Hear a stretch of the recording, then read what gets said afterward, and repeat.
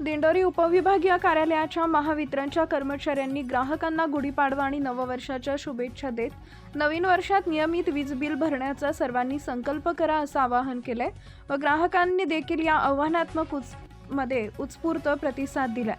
आर्थिक वर्ष 2025 ते 26 ची महावितरणची वर्षाअखेर असून त्यानिमित्तानं वीज देयकाची थकबाकी वसुलीसाठी दरवर्षीप्रमाणे चालू वर्षी देखील अधिकाऱ्यांसह कर्मचारी कर्तव्यासाठी सरसावलेत। यातच मार्च महिना संपायला अखेरचे काही दिवस शिल्लक असताना आज गुढीपाडव्याचा सण होता।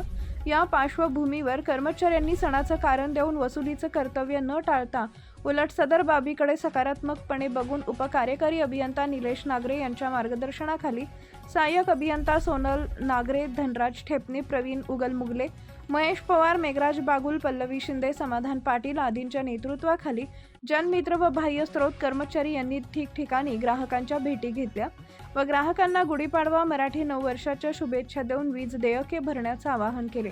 अप्रेंटिस व यंत्रचालक यांनी देखील उपकेंद्रातून ग्राहकांना शुभेच्छा देऊन वीज बिल भरण्याचं आवाहन केले। या आवाहनास ग्राहकांनी देखील उत्स्फूर्त प्रतिसाद देत आपापले वीज देयक भरले। सदर उपक्रम नाशिक परिमंडळचे मुख्य अभियंता सुंदर लटपटे, अधीक्षक अभियंता राजेश थुल व कार्यकारी अभियंता अनिल इटकरे यांच्या मार्गदर्शनाखाली राबवण्यात आला।